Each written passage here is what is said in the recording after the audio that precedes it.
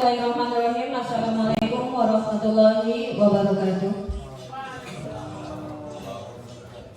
Alhamdulillahirabbil alamin wa bihi nasta'in wa ala umuri dunya waddin wa sholatu wassalamu ala asyrofil anbiya'i wal mursalin wa ala alihi wasallam ajmain. Yang sama-sama kita hormati Bapak Kepala Sekolah SMA Negeri 1 Rangsang Pesisir, yang kami hormati Pak Zulkarnain selaku CGP Angkatan 9, yang saya banggakan seluruh teman guru yang hadir pada sore hari ini.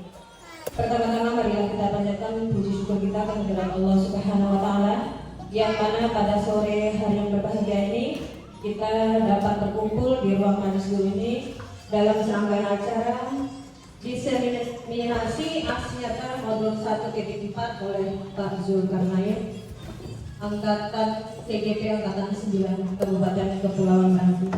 Kedua kalinya salawat sirih salam marilah senantiasa kita limpahkan kepada junjungan alam Nabi besar Muhammad sallallahu alaihi wasallam dengan ungkapan Allahumma sholli ala sayyidina Muhammad wa ala ali sayyidina Muhammad.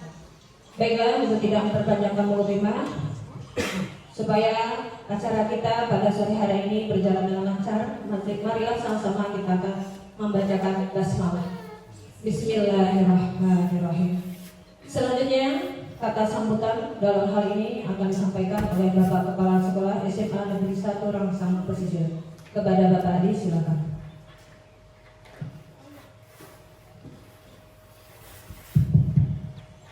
Bismillahirrahmanirrahim. Assalamualaikum warahmatullahi wabarakatuh.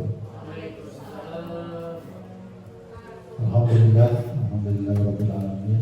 Wassalatu wassalamu ala asyrofil anbiya'i wal mursalin wa ala alihi wa sahbihi rasulillah. Allahumma shalli ala sayyidina Muhammad wa ala ali sayyidina Muhammad. Yang saya hormati Bapak Ibu, khusus pada hari ini calon guru penggerak yang Bapak Ibu, pada kesempatan ini sesuai dengan agenda, mungkin Bapak Ibu sudah mendapat undangan dari Pak Zulkarnain bahwa beliau hari ini punya tugas, di mana tugas beliau adalah istilahnya desiminiasi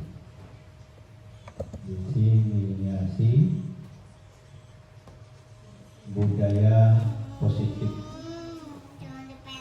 Bapak Ibu, dari awal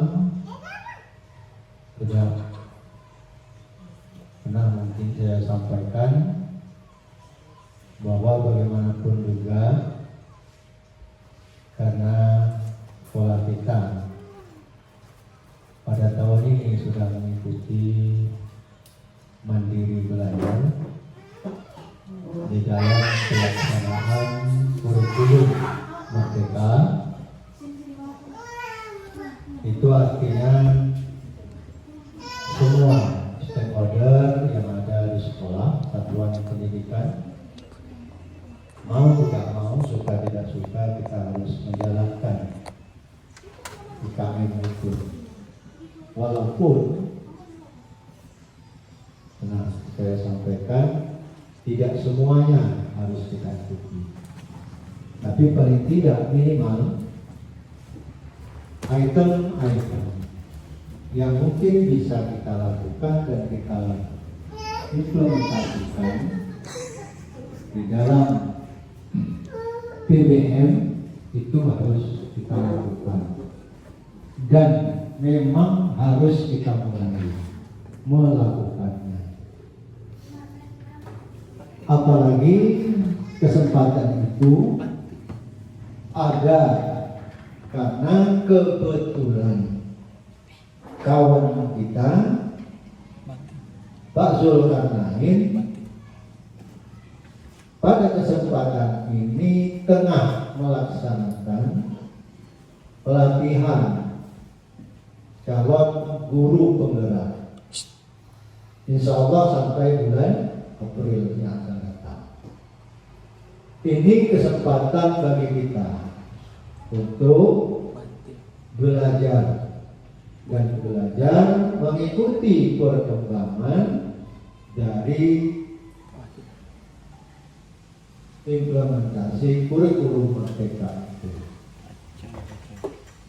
Ini sesuai dari hasil pertemuan kami seluruh kepala sekolah wilayah 1 di Siak kemarin oleh Kacab Dinas wilayah 1, perpanjangan tangan dari Dinas Pendidikan Provinsi Riau, yang dalam hal ini kemarin disampaikan oleh Koordinator Pengawas Wilayah 1 Siak, Pelalawan, dan Meranti, itu juga ada kaitannya dengan, kalau kami kepala sekolah namanya PKKS. Kalau dulu penilaian kinerja kepala sekolah, saat ini diganti PPKS itu dengan istilah pengembangan kinerja kepala sekolah. Nah, dengan demikian, karena kepala sekolah istilahnya pengembangan kinerja kepala sekolah, kalau guru juga dinamakan pengembangan guru. Ya, pengembangan guru, kinerja guru. Ya, pengembangan kinerja guru, bukan lagi penilaian kinerja guru.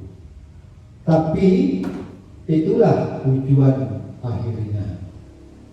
Nah, itu tentu berkaitan dengan tugas atau tupoksi kita. Nah, tugas pokok daripada kita sebagai guru maupun sebagai kepala sekolah. Nah, kemarin mungkin Bapak Syar ke Pak Zul, ya, PP nomor berapa itu 6626 ya. Kalau kepala sekolah 6626, kemudian kalau guru kemarin itu berapa itu? Nah, itu nanti tolong dibuka, ya, tolong dibuka, karena ada instrumen-instrumen yang harus dipenuhi, baik pengembangan kinerja kepala sekolah maupun pengembangan kinerja guru. Nah, itu tidak terlepas tentunya dari implementasi kurikulum Merdeka.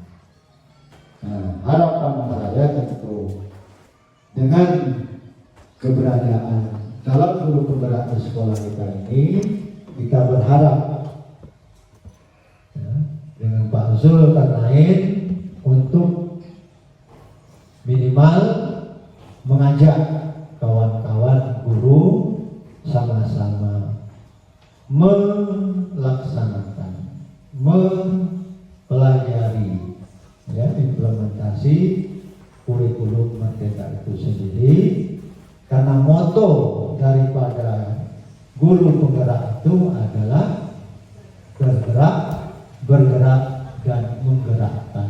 Ini harapan kita, supaya ke depan sekolah kita benar-benar berubah yang lebih baik. Mungkin itu, jadi nanti mungkin kita bisa melihat dan bersama-sama mendengarkan paparan yang akan disampaikan oleh Pak Sultan. Itu saja barangkali sebagai pengarahan membuka acara kita ini. Mari kita ikuti dengan seksama acara kita ini, dan atas perhatiannya ucapkan terima kasih. Saya sudahi. Bila taufik wal hidayah. Assalamualaikum warahmatullahi wabarakatuh.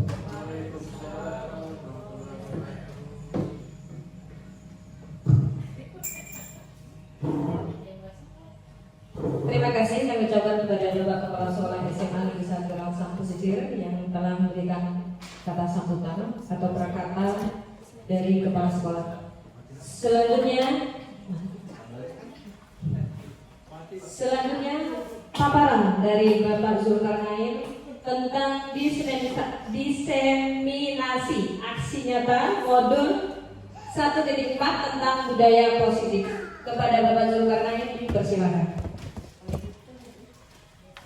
Oke, terima kasih atas waktunya Ibu Kartina. Bismillahirrahmanirrahim. Assalamualaikum warahmatullahi wabarakatuh. Waalaikumsalam warahmatullahi wabarakatuh. Yang pertama, kita bersyukur kepada Allah Subhanahu wa taala karena sampai siang ini kita masih diberi kesehatan untuk bisa berkumpul di ruangan majelis guru ini. Selanjutnya selalu berikan salam kita hadirkan kepada Nabi besar Muhammad sallallahu alaihi wasallam dengan mengucapkan Allahumma shalli ala sayyidina Muhammad wa ala sayyidina Muhammad. Yang sama-sama kita hormati Bapak Kepala Sekolah dan Bapak Ibu guru hebat yang sempat hadir pada siang hari ini. Baik Bapak Ibu, hari ini saya mendapat tugas untuk melakukan diseminasi atau pemaparan kepada Bapak Ibu tentang apa yang telah saya pelajari di program calon guru penggerak, yang kebetulan tugas ini bertepatan pada modul 1.4 tentang budaya positif. Ya, sebenarnya saya menyiapkan PowerPoint tapi mati lampu dan kita lanjut saja. Mudah-mudahan di pertengahan jalan nanti lampu bisa hidup. Budaya positif ini saya bilang tadi bahwa ini adalah modul 1.4. Dimulai dari modul 1.1 itu dimulai dengan pembicaraan tentang bagaimana seorang guru itu mendidik atau mengajar, ya Bapak Ibu ya. Jadi di sana dibahas tentang guru itu pendidik atau pengajar sebenarnya. Ya, di sana ada beberapa filosofi Ki Hajar Dewantara menjelaskan bahwa guru itu, mungkin sudah saya beberapa kali menjelaskan kepada Bapak Ibu, guru itu menuntun, bukan menuntut. Ya, menuntut dalam artian ya kita menggiring anak sampai ke tujuan yang anak-anak itu inginkan. Itu yang dibuka mata kita, mata saya terutama pada saat pembelajaran modul 1.1. 1.3 itu tentang visi yang saya jelaskan kemarin. Ya, visi. Nah, visi itu adalah cita-cita kita sebagai seorang guru. Nah, 1.4 itu tentang budaya positif. Nah, budaya positif ini luar biasa modulnya, membuka bagaimana cara pandang kita terhadap kebiasaan-kebiasaan atau peraturan-peraturan yang ada di sekolah kita. Materinya banyak Bapak Ibu. Yang pertama disiplin positif, yang kedua nilai kebajikan, yang ketiga teori motivasi, yang keempat hukuman dan penghargaan, yang kelima kebutuhan dasar manusia, yang keenam posisi kontrol, yang ketujuh keyakinan kelas dan segitiga restitusi. Itu isi dari modul 1.4 dan saya jelaskan kepada Bapak Ibu tentang budaya positif. Yang pertama disiplin. Ketika mendengar kata disiplin, apa yang Bapak Ibu bayangkan atau yang terlintas di pikiran Bapak Ibu? Ada yang bisa mengasih pendapat disiplin bagaimana Pak? Tepat waktu. Yang lain? Mematuhi tata tertib. Ya, memang tata tertib. Selain itu, Bapak Ibu? Patuh, taat. Ya. Oke, itu semua memang adalah cakupan dari disiplin. Ya. Kebanyakan orang akan menghubungkan kata disiplin itu dengan itu tadi tata tertib, aturan, ya, kemudian kepatuhan. Ya, tak? Ya, kata disiplin juga sering dihubungkan dengan hukuman. Karena ada peraturan, maka adalah hukuman. Padahal sebenarnya itu berbeda. Karena belajar tentang disiplin positif tidak harus memberi hukuman. Nanti akan dibahas secara detail tentang hukuman dan penghargaan juga akan dibahas.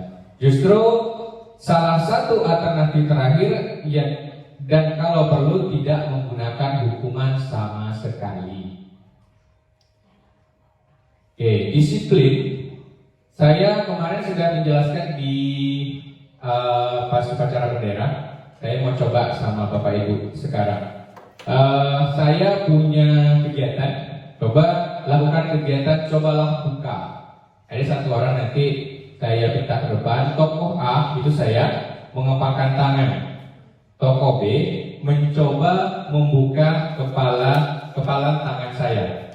Nah, di dalam tangan saya ini saya nyimpan ada hal yang berharga nih, ya. Saya minta satu orang untuk mencoba membuka. Membukanya bukan macam kita main game ambil barang di tangan ya. Entah itu dengan dikasih pujian atau apa gitu. Apa yang terlintas oleh Bapak Ibu di saat saya coba membuka, saya minta untuk membuka tangan saya ini. Siapa yang mau ke depan mencoba? Apa yang terlintas oleh Bapak Ibu? Miss Nurul. Duduk aja. Apa yang terlintas oleh Bapak Ibu jika saya menyuruh Bu Miss Nurul untuk membuka tangan saya? Apa yang Miss Nurul lakukan kira-kira?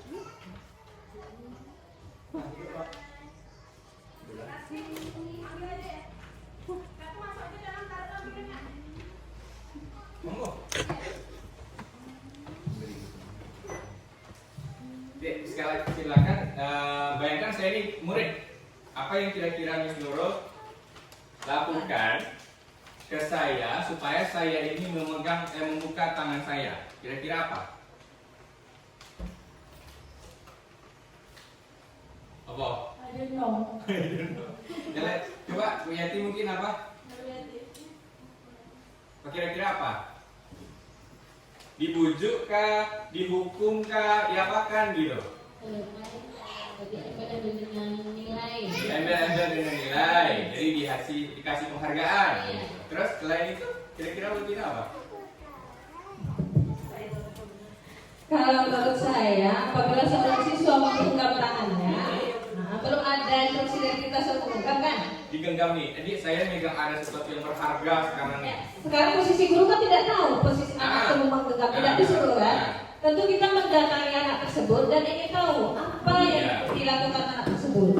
Tentu kita dengan cara membujuk agar anak tersebut membuka tangannya. Membujuk yang tadi ada yang ngasih hukuman, kemudian Ibu Siati tadi mengiming-imingi hadiah kan gitu ya. Lanjut. Nah, ini dia miskonsepsi yang kita yang kita pahami selama ini gitu. Jadi Bapak Ibu nyuruh buka ini, entah Bapak Ibu iming-imingi dengan hadiah berapapun, Bapak Ibu iming-imingi hak nilai kata Bu Syati tadi, hukuman. Sebenarnya keinginan untuk membuka ini datangnya dari mana?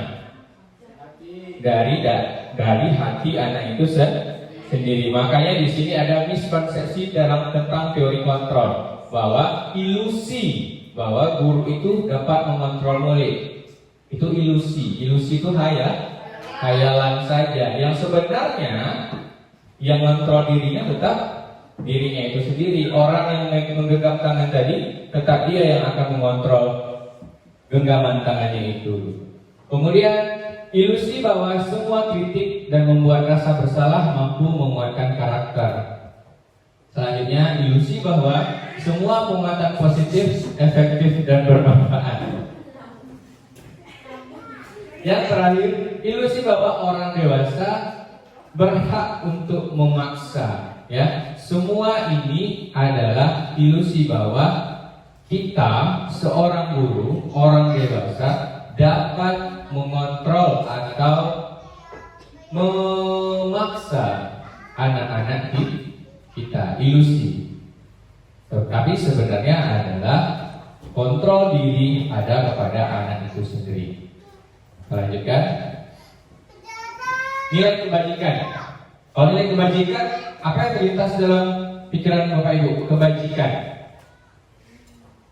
Guru bahasa Indonesia, kebajikan itu apa ya?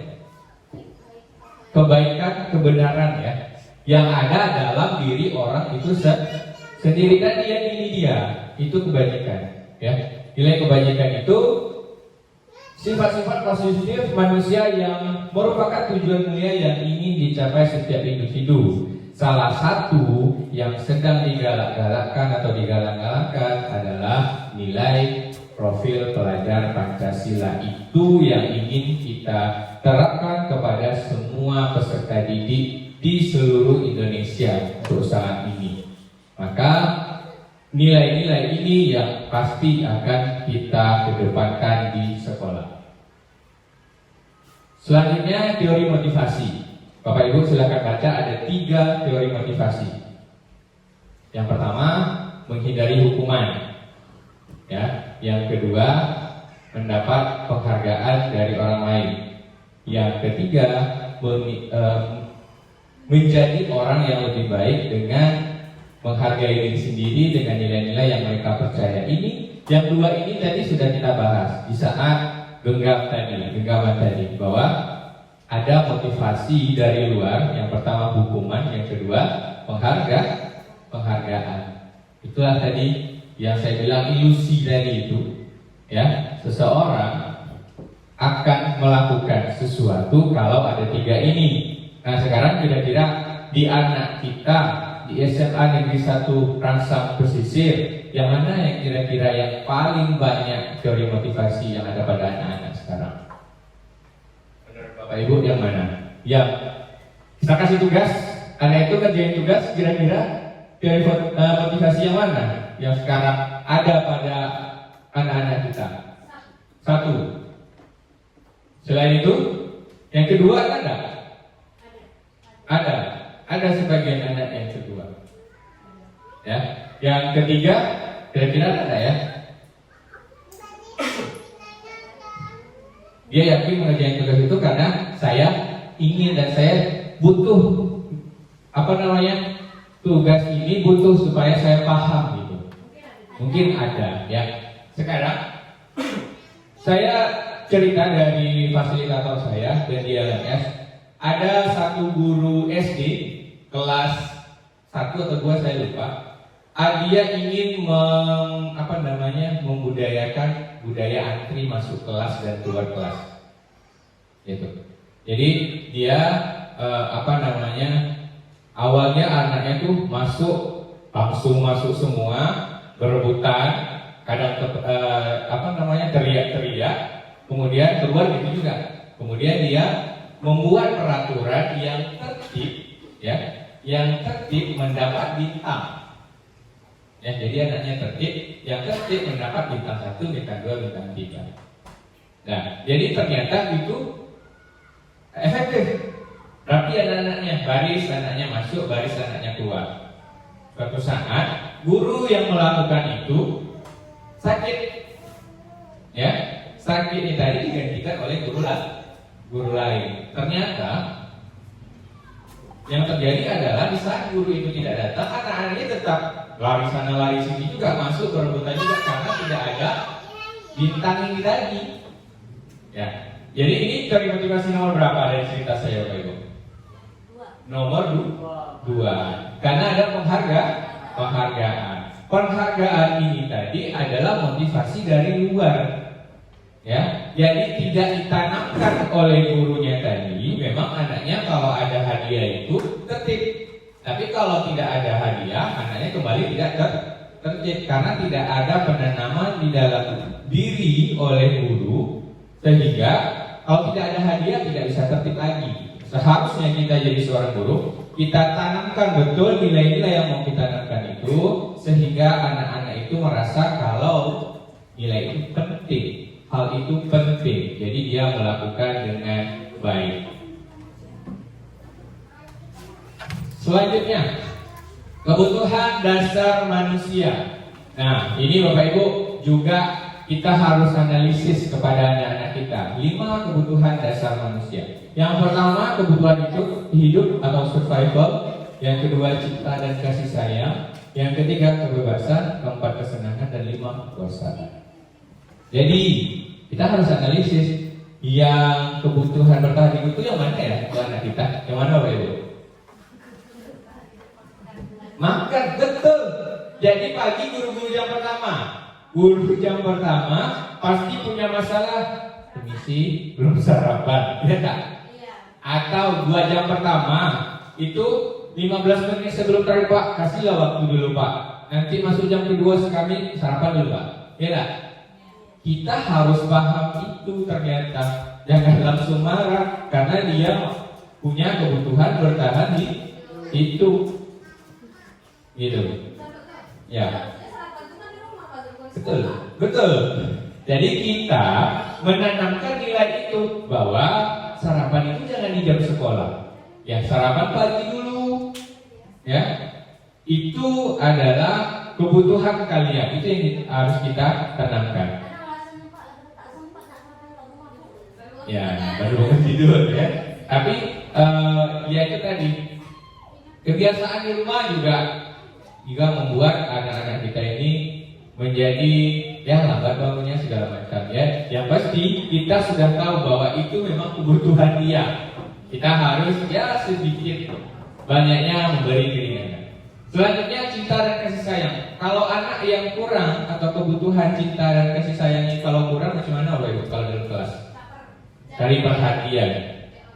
Ya, terus macam mana lagi? Cari perhatiannya macam mana? Banyak ya. Salah satunya misalnya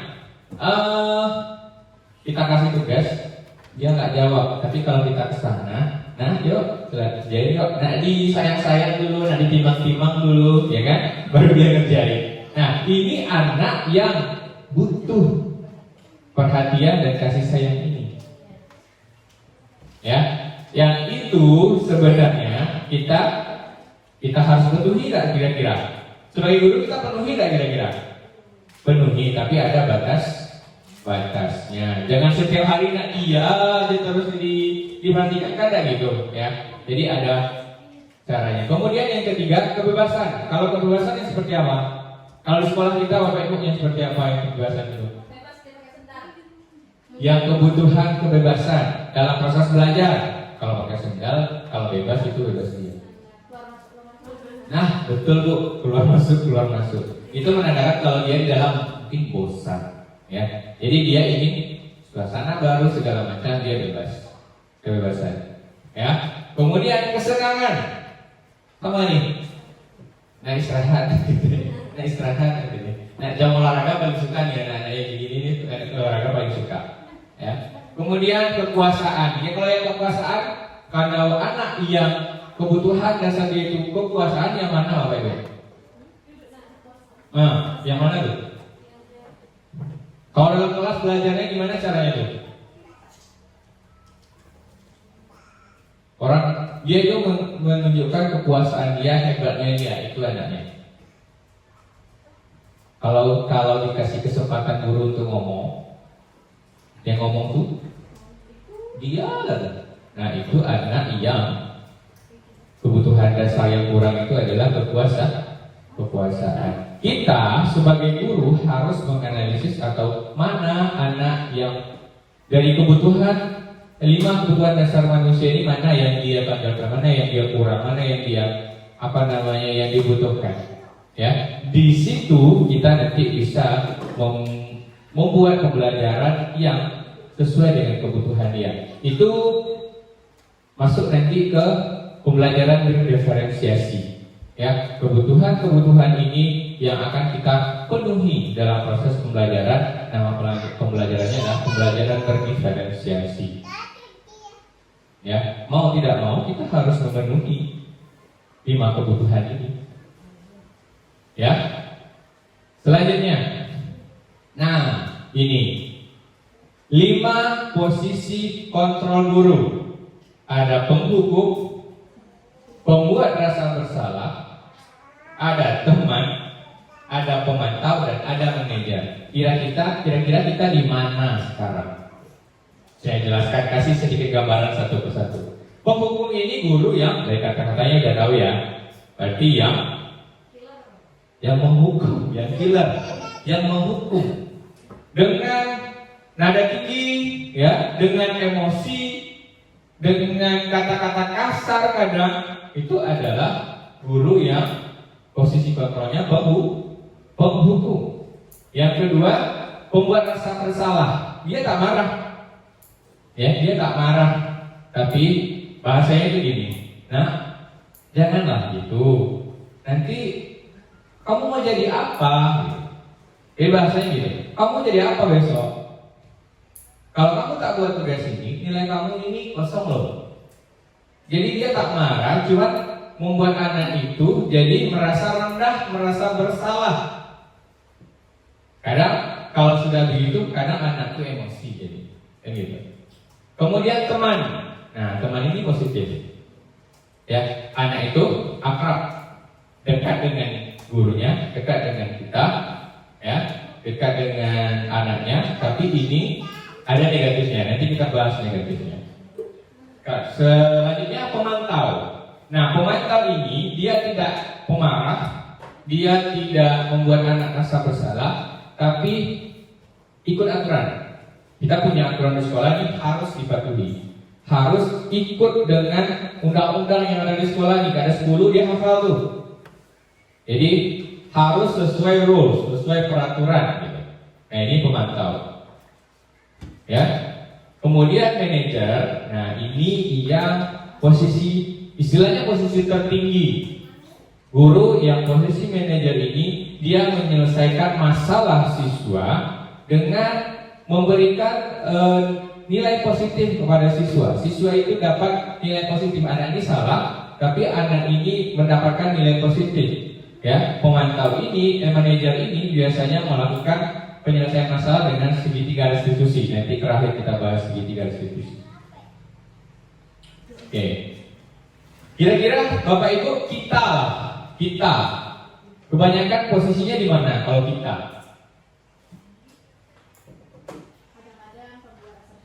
Kadang-kadang pembuat rasa bersalah. Kadang-kadang kalau penghukum tak kadang-kadang kayaknya tak. Terus kalau teman ada. Kalau pemantau ada sebagian. Kalau manajer mudah-mudahan setelah tahun ini kita bisa di posisi manajer. Kita bahas satu persatu. Nah, ini penghukum. Hasilnya kalau kita jadi guru seorang penghukum, kemungkinan murid akan marah dan dendam atau bersifat agresif, ya lah? Ya. Bahkan ini paling yang saya sedang membuat materi. Bahkan lebih buruk lagi sepulang sekolah murid melihat motor atau mobil bapak ibunya dan menggores kendaraan tersebut. It's saking saking dendamnya dengan seorang guru yang penghukum. Penghukum ini biasanya ya memang menghasilkan anak yang seperti ini. Ya, boleh menghukum kalau kemarin dibahas dalam sesi elaborasi dan sesi kolaborasi. Menghukum itu kalau menurut Bapak Ibu boleh tak? Sebagian kami bilang boleh, sebagian kami bilang tak boleh. Kalau saya di bagian yang boleh, tapi dengan sesuai dengan kesalahan anak itu. Jangan tiba-tiba anak berbuat A, hukumannya sampai ke ABC dan seperti itu gitu. Jadi kalau anaknya salah, kalau memang ada anak, karena ada anak Bapak Ibu kalau dia berhenti, kalau dia bersalah, kalau kita hukum baru berhenti. Kalau tak dihukum tak berhenti, kan gitu. Jadi tergantung kita bagaimana cara kita melakukan kontrol kita terhadap anak-anak itu sendiri. Selanjutnya, pembuat rasa bersalah. Murid akan merasa bersalah telah mengecewakan bapak ibu gurunya. Murid akan merasa menjadi orang yang gagal dan tidak sanggup membahagiakan orang lain.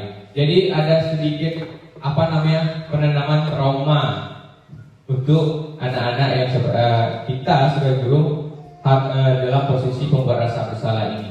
Ya, ini hasil anaknya yang itu tadi agak sedikit. Biasanya kalau kita melakukan hal ini kepada anak ini murung dulu, ya. Anaknya murung dulu, dia menung, ya, menung sedikit sebentar. Kalau anak kita sebentar menungnya cuman, itu buat lagi, ya kan? Kalau anak kita, gitu, ya. Selanjutnya teman. Nah ini posisi yang Yang baik dalam proses pembelajaran ini sangat baik malah, tapi ada negatifnya. Mungkin Bapak Ibu juga tahu negatifnya apa, ya? Yang pasti kalau kita memposisikan diri kita adalah teman dia, kalau anaknya tidak tahu garis batasnya, maka dalam proses pembelajaran itu akan mengganggu. Ya enggak? Ya enggak Bapak Ibu? Ya, ganggu ya, karena dia merasa akrab dengan gurunya, jadi dia agak sedikit mengganggu.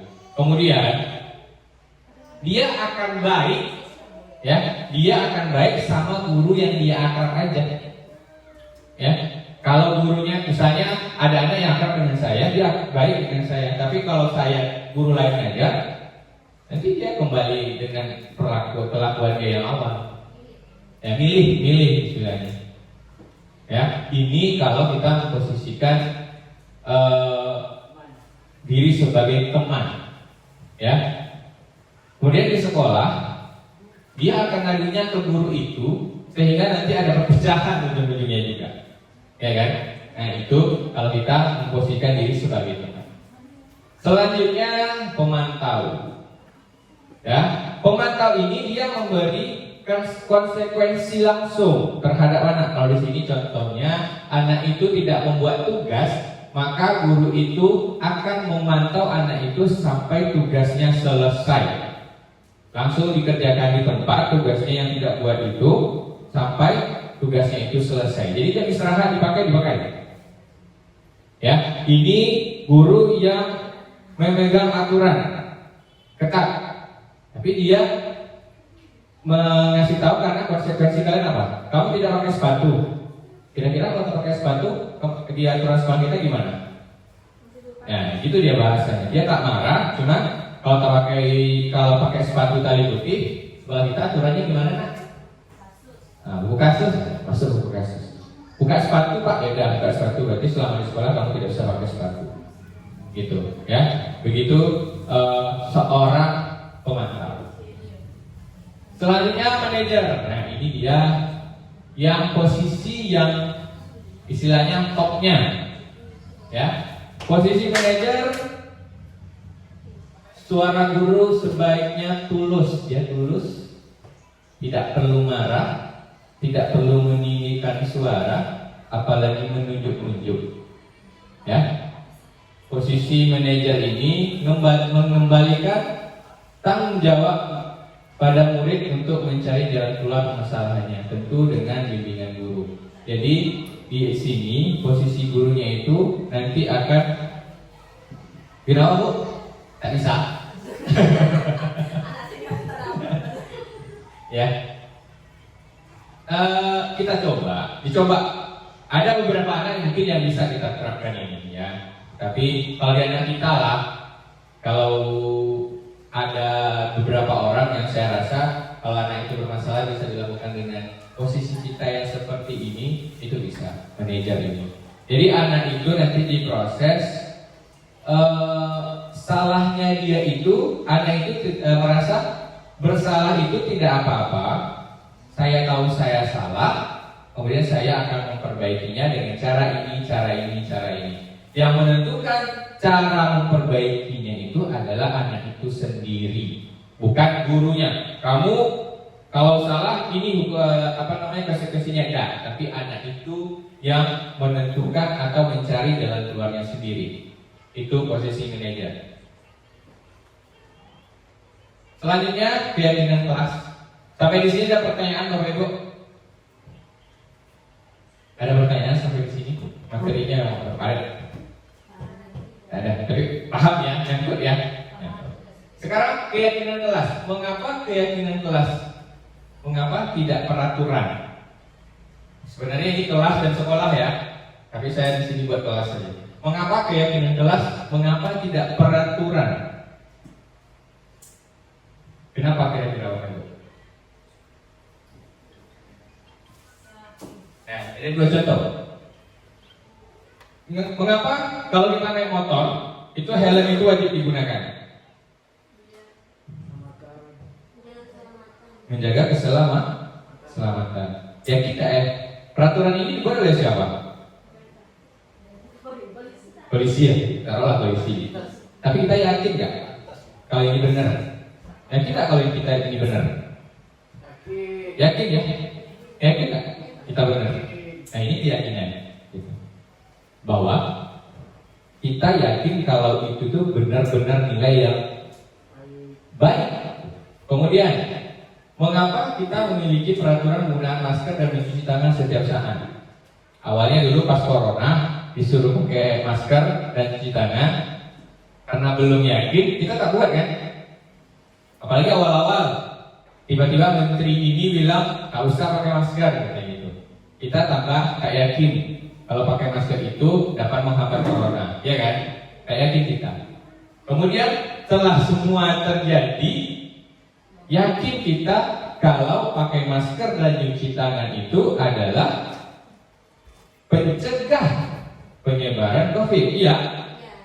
Yakin kita. Semenjak itu kita pakai tiap hari, ya kan? Bermacam-macam model masker dibeli. Ya. Dari kain, dari merek ini, sampai semua itu dibeli. Karena kita sudah yakin. Ya, itu keyakinan. Kalau peraturan itu seperti apa? Macam kita lah di sekolah kita, peraturan kita apa?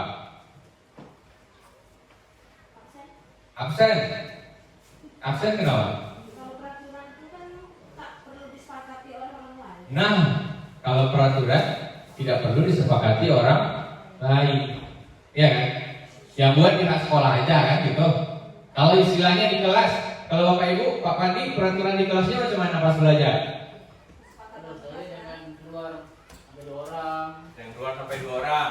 Ya, dan lagi ribut. Jangan ribut. Apa lagi? Nah, 2 lah, 2 ya.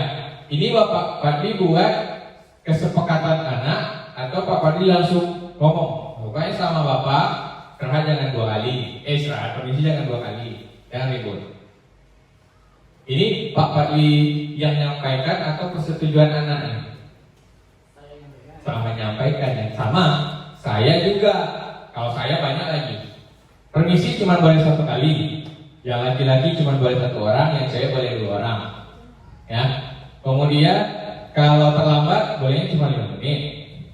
Ya. Permisiku cuma 1 kali ya, tak boleh 2 kali. Gitu.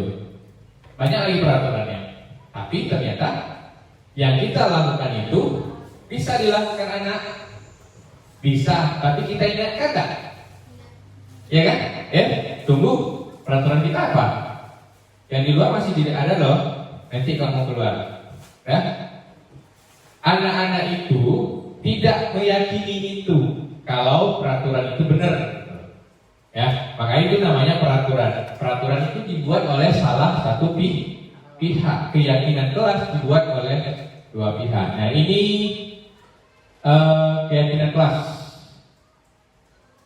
Seseorang akan lebih tergerak dan bersemangat untuk menjalankan keyakinannya daripada hanya mengikuti serangkaian peraturan tertulis tanpa makna. Itu tadi ya. Ini selanjutnya, ini ada 7 poin keyakinan kelas. Yang pertama, keyakinan kelas bersifat lebih abstrak atau singkat daripada peraturan yang lebih rinci dan konkret. Dia lebih singkat. Kemudian keyakinan berupa pernyataan universal, umum. Ya. Yang ketiga, pernyataan keyakinan kelas senantiasa dibuat dalam bentuk positif. Macam mana tuh yang positif itu seperti apa? Jadi tidak ada kata dilarang, jangan, tidak boleh, itu tidak diperbolehkan. Keyakinan kelas itu harus kata-kata positif. Contoh, jangan berlari di koridor ini. Kalau di modul saya tentunya jangan berlari di koridor ini. Itu kata negatif. Ada kata jangan. Kayak positifnya apa? Berjalanlah dengan rapi dan baik di koridor ini. Nah, itu bahasa baiknya. Ya, kemarin kami membuat keyakinan kelas di kelas 12 IPA. Anak-anak itu membuat masalah maling pena, Pak. Apa tuh, Pak? Keyakinan kelasnya itu, Pak, gitu. maling pena, ya. Terus bully Pak, bully apa namanya? Bully. Karena kan di kelas 12 IPA kan suku ada banyak 3, agama 3 kan gitu. Jadi apa bahasa positifnya itu Pak? Kalau negatifnya apa? Dilarang mencuri pena atau maling pena kawan. Kemudian dilarang membuli. Positifnya apa? Positifnya kira-kira apa Bapak Ibu? Positifnya?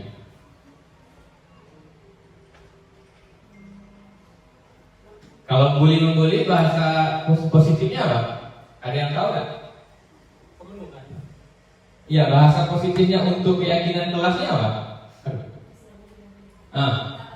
Kata positifnya. Kalau negatifnya itu kan dilarang membuli teman, kan gitu. Kalau kata positifnya apa? Saling menghargai. Saling menghargai. Jadi di sana dibuat siswa kelas 12 diharapkan untuk saling menghargai, di bawahnya tambah anaknya, menghargai antar teman, antar guru, dan menghargai barang milik teman ditambahnya. Menghargai barang milik teman. Apa itu barang milik teman tadi itu? Yang masalah maling pena. Itu dia. Menghargai teman, menghargai guru, menghargai barang teman, ditambah lagi tadi menghargai waktu. Jadi menghargai waktu saya tadi dan ini mencakup sama peraturan saya 2 tadi, bahwa permisi itu tidak boleh lebih dari 2 menit dan terlambat tidak boleh lebih dari 5 menit. Berarti menghargai waktu. Jadi bahasa positifnya di situ. Keyakinan kelas hendaknya tidak terlalu banyak sehingga mudah diingat oleh siswa. Itu tadi keyakinan kelas tidak terlalu banyak. Kemudian keyakinan kelas sebaiknya sesuatu yang dapat diterapkan di lingkungan tersebut. Jangan tidak bisa diterapkan. Ya, kita terapkan. Kalau kita buat, tidak bisa kita terapkan kan percuma. Yang selanjutnya ini tadi yang dibilang Ibu Kartina. Semua warga kelas hendaknya ikut berkontribusi dalam pembuatan keyakinan kelas. Ini bedanya keyakinan kelas dan peraturan kelas. Kalau peraturan kelas yang buat itu satu belah pihak aja, Pak gurunya, Ibu gurunya saja. Tapi kalau keyakinan kelas yang buat 2 belah pihak sama-sama membuat. Ini keyakinan kelas. Selanjutnya, ini kalau tidak salah sebab terakhirnya, materi terakhirnya, segitiga restitusi. Sudah pernah dengar belum Bapak Ibu restitusi? Sudah pernah dengar belum restitusi? Kalau tidak salah di PMM itu ada restitusi. Mungkin akan sama karena kita sama-sama masih di modul 1 dan 2 ya. Jadi belum ketemu kita restitusi. Dari pertama dengar juga baru di materi ini restitusi. Ya, restitusi tadi ini adalah yang diterapkan oleh 5 posisi kontrol dulu tadi yang manajer. Ya, tapi yang pemantau bisa melaksanakan, teman juga bisa melaksanakan, pembuat rasa bersalah dan penghukum juga bisa melakukan restitusi ini. Tapi yang lebih sering melakukan proses restitusi ini adalah posisi manajer tadi. Di mana restitusi ini adalah ini, memperbaiki kesalahan siswa sehingga mereka kembali pada kelompok mereka dengan karakter yang lebih kuat. Jadi menyelesaikan masalah siswa dengan menanamkan nilai-nilai, ya, nilai-nilai universal tadi, nilai-nilai kebajikan tadi yang diyakini oleh siswa itu sendiri. 3 proses. Kenapa dikatakan segitiga? Karena ada 3 proses. Yang pertama adalah menstabilkan identitas. Yang kedua, validasi tindakan yang salah. Yang ketiga, menanyakan keyakinan. Pertama, menstabilkan identitas. Nah, ini contohnya Bapak Ibu, kalimatnya. Kira-kira bisa tidak kita laksanakan Bapak Ibu? Bagian dasar dari segitiga bertujuan untuk mengubah identitas anak dari orang gagal karena melakukan kesalahan menjadi orang yang sukses. Ini contoh-contoh kalimat pernyataannya. Berbuat salah itu tidak apa-apa. Jadi anak kita panggil, ya, tahu nggak kenapa Bapak panggil hari ini?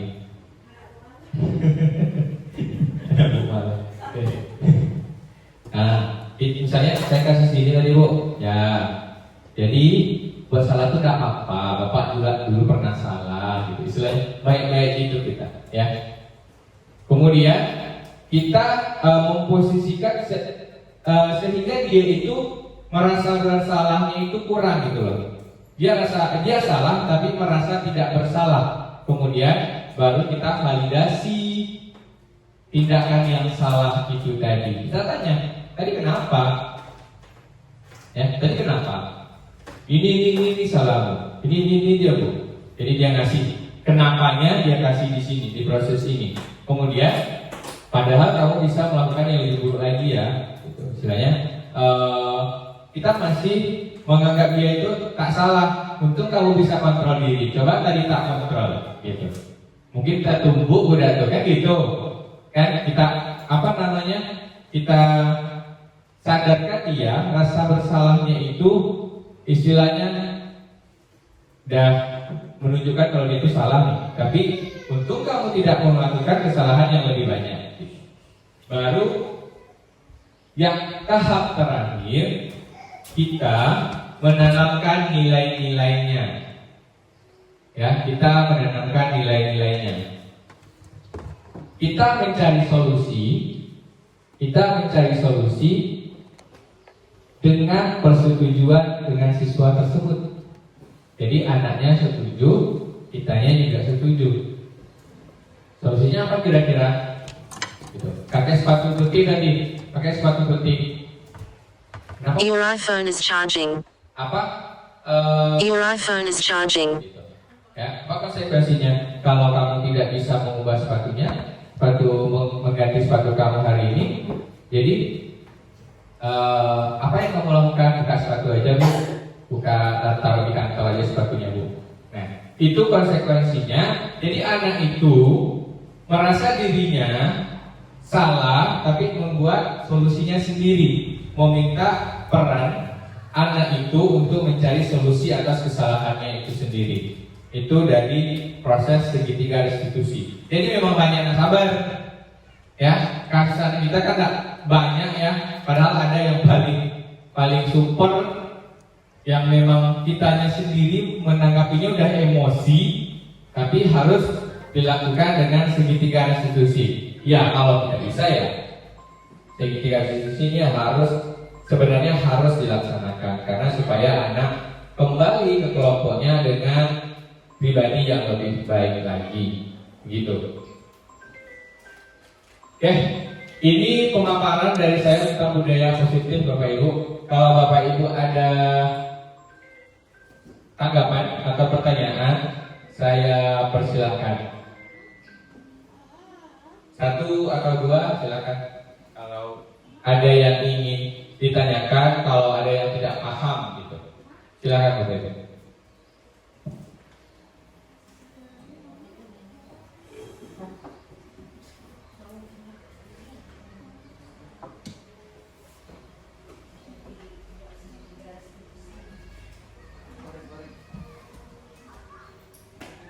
Apa?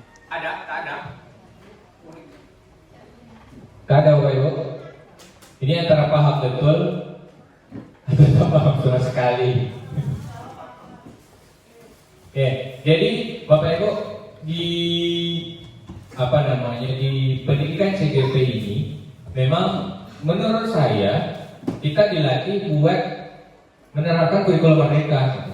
Bukan masalah perangkat saja. Dan alhamdulillahnya saya sudah hampir 3 bulan melakukan CGP ini. Saya belum tahu macam mana bentuk perangkat yang dituntut itu. Tidak tahu. Baru di modul 2.1 tentang pembelajaran berdiferensiasi itu baru dikasih format RPP.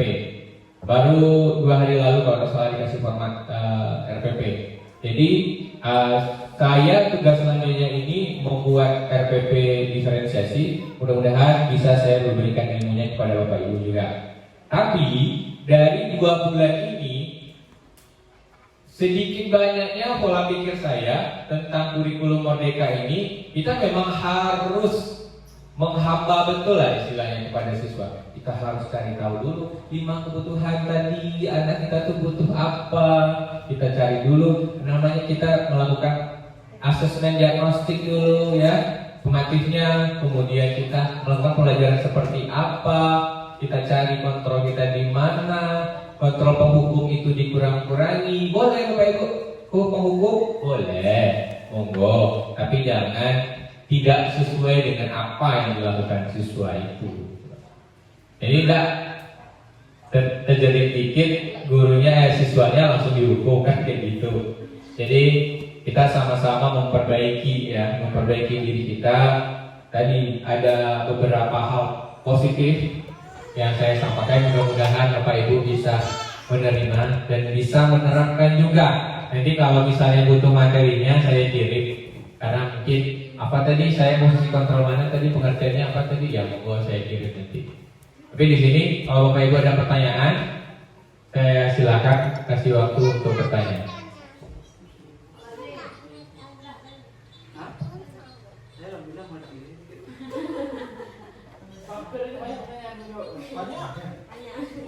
Tiga pertanyaan lagi lah. Dua lagi. Seribu dalam satu pertanyaan. Mer, nanti kan nanti kalau ada yang nanya baru rekam lagi. Itu merekam tak Mer? Aku ini dari ini. Kalau macam itu Bu, saya tidak benar Bu. Ada dia kata kalau macam itu saya tidak boleh kerja, jadi saya kasih Syarifal. Syarifal, kamu kalau kamu tak kerja nombok, kamu tetap bisa sekolah dan orang tua kamu berkecukupan ke Syarifal. Diamnya, tapi tetap tidak ngapain gitu. Tapi saya kalau tak kerja saya tak bisa sekolah, Bu. Siapa bilang gitu? Coba saya coba itu nanti cakap sama orang tua kamu katanya dia sangat mempedulikan pendidikan kamu, kata Tuhan. Orang tuanya ada bilang bapak dia kan, anak dia tuh kalau tak sekolah, dia cuma anak dia kan, diam dia. Si Sulaiman juga bilang gitu. Saya juga mau bantu nyaring apa dia tadi cakap kan. Kamu kan masih ada orang lain, kalau itu menurut saya bilang kalian di kelas ini pentingkan kekeluargaan, jangan saling iri di yang lain. Yang cowok itu Pak, mau iri dengan anak walaupun Pak. Iya. Jadi si sahabat Thomas kemarin tuh 3 hari berturut-turut hadir, disuruh panggil orang tua. Makanya kemarin saya bilang itu ideal ibu yang panggil. Jadi saya panggil kemarin tuh si Thomas, Heri, sama si Radit. Jovan jarang lah, masih jarang lagi kan. Si Sulaiman dia lupa pula. Jadi kalau si Thomas itulah alasannya dia nunggu. Itulah dia dapat duit lagi Bu. Kalau dia mau tak bisa saya galau juga Bu. Kalau memang tak bisa saya mau berhenti. Jadi saya pikir pula dia anak prestasi pasti Pak mungkin berhenti kan. Jadi saya dia dapat saya diamkan aja dulu. Rencana mau sama bapak sama Pak Rizal juga kan mau sharing. Terus kalau si Heri izinnya tuh sering bawa bapak dia berobat. Ada keluarga lain tapi bapak dia tuh maunya sama Heri aja. Kemarin di Kalimantan itu sampai berobat juga. Itu kemarin ada juga saya disuruh diajak ke Malaka Bu, cuma saya masih nolak kan. Kamu memang tak ada yang lain? Ada Bu, tapi bapak saya tak mau sama orang lain, maunya sama saya aja. Itu saya pening juga. Dan sistem budak ketiga itu malah kalau dua-dua angkat datang pasti tak ada respon. Dia kayaknya kalau di lokal itu kalau tak ada di ketiga tuh angkat datang ya, itu dengan orang lain itu tak dianggap malah. Tapi tidak juga tuh Kak. Kalau Thomas tak datang, yang kedua sih datang. Ya kalau tak datang berdua, si Heri tak akan datang. Iya, jadi Jam pulang ya. Saya pulang tidak dia. ada kawan Bu. Saya tidak ada kawan Bu, saya pulang. Saya tidak ada kawan. Udah akrab juga sama Sulaiman, sama si Usman sama Rahmadi. Udah mau gabungnya. Jadi kadang udah sama si Thomas ini lah saya bingung gimana. Cuman tak saya izinkan sekarang ini masih di Alfa. Sekarang di Alfa dia jam 12 hari. Masuk yang ini 13 mungkin.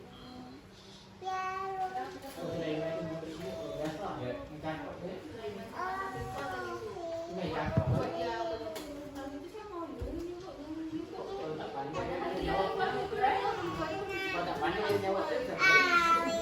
Oke, itulah apa namanya. Kalau ya balik lagi beberapa kali Bapak kepala sekolah juga sampaikan bahwa kita memang harus tahu ya, harus tahu sampai ke akar-akarnya permasalahan anak itu. Makanya pembelajaran Bapak Ibu, pembelajaran kurikulum Merdeka ini berdiferensiasi ini istilahnya kita harus tahu dulu, cari tahu benar-benar sampai ke akar-akarnya kondisi anak itu seperti apa. Ya. Baru ya memang satu persatu. Kalau anak Bu Mala ada berapa orang? 26. Jadi Bu Mala harus tahu 26 orang itu. Bukan Bu Mala sendiri sebenarnya ya. Kita juga guru mata pelajaran. Tidak mungkin Bu Nurmala sendiri yang tahu anak-anaknya. Kita juga ngajar di anak-anaknya gitu. Saya misalnya guru kimia. Ada anak yang butuhnya ini, dia memang minta kebutuhan tadi, 5 kebutuhan tadi. Dia memang orangnya yang memang kekurangan kekuasaan, jadi dia kekuasaannya kurang. Ada di kelas Bu Mala tuh ada, contohnya ya, yang selalu ngomong itu, minta perhatian itu, nah kita harus pandai melengkapi kebutuhannya itu. Jadi memang harus 100% kita masuk mengenali anak-anak itu sendiri. Itulah saya bilang tadi, betul-betul atau benar-benar menghamba kepada siswa dalam artian kita mengenali anak-anak itu sendiri, masing-masing karakternya. Kalau masalah keluarga, kita lah ya, kita ini paling kalau di daerah kita ini, karena memang ada beberapa anak yang memang anaknya itu yang kerja, seperti yang Ibu ceritakan tadi, si Toma. Kemudian si Usman ini sama ceritanya dengan bukan Usman, sama ceritanya dengan Heri. Setiap bapaknya itu mau ke rumah sakit, itu pasti anaknya ini yang ngantar, tidak ada orang lain. Usman dari jarak, tapi waktu kelas 1 dulu kalau tak salah setiap Jumat ya, setiap dua kali Jumat gitu, dia izin minta ngantar, kontrol orang tuanya 8 jam. Ya mungkin ada cara yang kita harus, ya PR juga bagi kita ya Pak ya, PR bagi kita bagaimana cara untuk menghadapi anak-anak seperti ini. Ya salah satu caranya adalah mungkin kita harus tahu dan panggil orang tuanya, kita kasih pengertian, dan kalau memang seperti itu kita cari jalan keluarnya sama-sama gitu. Sedangkan kita nih sekarang ini istilahnya libur dari 2 hari, Sabtu Minggu. Apakah kita bisa cari solusi sama orang tuanya, monggo di hari Jumat sore, Sabtu Minggu gitu. Oh, nunggu itu pakai waktu air. Nah itu payah ya. Ya kita harus panggil sih. Ya. Bubuan lah kita sama orang tuanya gitu. Ya. Kalau Thomas itu memang begitulah kondisinya Pak Fadli. Dia tuh ibaratnya kepala keluarga, mana tak pulang tanpa dia. Jadi saya nanti kalau kerja kemana adik saya juga Your iPhone is charging. Your iPhone is charging. Ya mungkin ya salah satu caranya kita panggil dulu orang tuanya. Ya. Your iPhone is charging. Selain itu ada lagi Bapak Ibu masalah atau tentang siswa, tentang budaya positif yang akan kita, ya mudah-mudahan kita bisa terapkan lah, kita tahu posisi kontrol kita di mana, kemudian kita bisa mencari kebutuhan siswa kita seperti apa. Mudah-mudahan dalam waktu dekat juga saya ingin sharing masalah pembelajaran berdiferensiasi ini tanpa tugas, tanpa aksi nyata berdiferensiasi. Saya mau sharing juga karena kemarin kita sudah bahas sedikit ya, kita bahas sedikit waktu pertemuan dengan pengawas masalah pembelajaran berdiferensiasi. Kita perlu bahas ini lanjut gitu. Saya akan coba rangkum apa yang saya dapat dalam pembelajaran TGP. Saya akan sampaikan kepada Bapak Ibu tentang budaya positif lagi, pembelajaran berdiferensiasi ini. Mudah-mudahan dengan bekal ini, budaya positif ini juga akan membantu dalam proses pembelajaran berdiferensiasi. Ada lagi Bapak Ibu?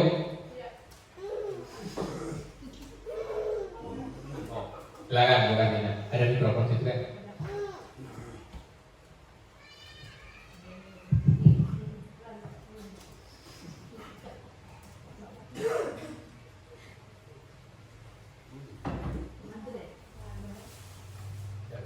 Baiklah, ini berkaitan dengan pembelajaran secara diferensiasi.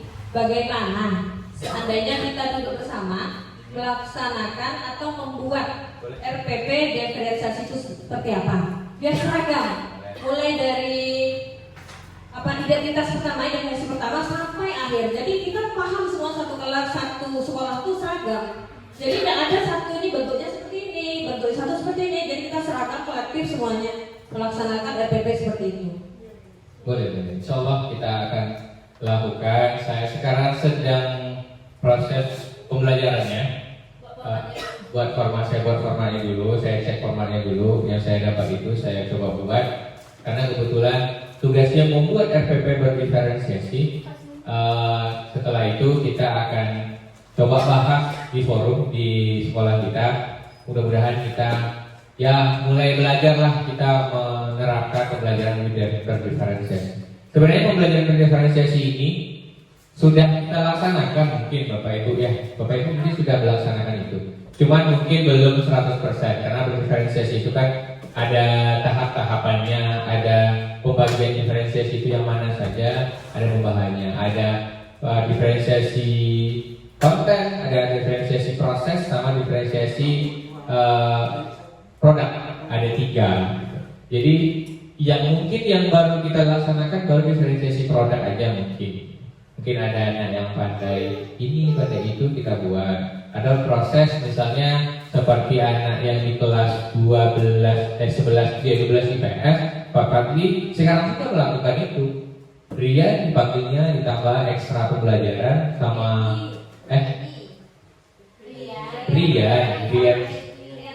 Rian Trina Ranaka dibagikan pembelajaran ekstra oleh Pak Fadli, dipanggil kantor untuk pembelajaran ekstra. Itu sebenarnya ada diferensiasi karena anak itu butuh bimbingan pribadi. Tapi kan kita tidak membahasakan itu dalam perangkat kita. Mudah-mudahan saya bisa sharing besok masalah diferensiasi ini. Bapak Ibu juga kalau misalnya ada sumber yang lebih mumpuni untuk pembelajaran diferensiasi monggo silakan ditampilkan atau dibahas di forum besok. Itu mungkin Bapak Ibu. Ada lagi Bapak Ibu? Ada lagi? Kalau tidak ada, mungkin untuk terakhir refleksi kita bahwa pembelajaran atau budaya positif di sekolah akan berhasil jika semua kalangan melakukan itu dan setuju melakukan itu. Jangan itu tadi yang saya bilang, jangan saya melakukan sendiri, anak-anaknya patuh dengan saya sendiri, dengan Bapak Ibu guru yang lain tidak melakukan itu, jadinya pincang peraturannya atau pincang keyakinannya, pincang budaya positifnya. Karena hanya patuh ke sebelah pihak saja. Jadi sama-sama kita melaksanakan budaya positif di sekolah.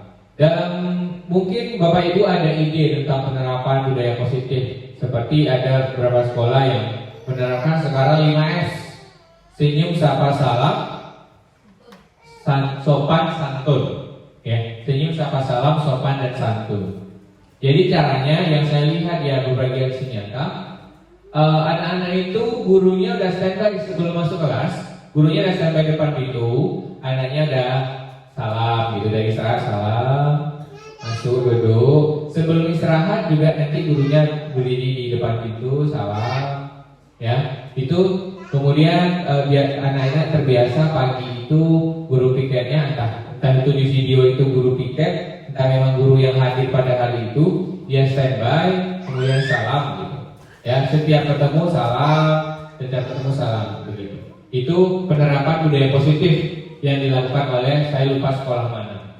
Mudah-mudahan kita bisa meniru dan mungkin ada ide baru dari Bapak Ibu untuk penerapan budaya positif di sekolah kita. Mungkin itu saja Bapak Ibu pemaparan materi tentang budaya positif oleh saya pada siang hari ini. Mudah-mudahan kita semua bisa menjadi guru yang lebih profesional atau guru yang lebih baik ke depannya, berpegang kepada prinsip yang kita yakini sama-sama, insya Allah sekolah kita akan lebih baik ke depannya. Mungkin itu saja. Saya tutup. Assalamualaikum warahmatullahi wabarakatuh. Saya kembalikan kepada Ibu Moderator.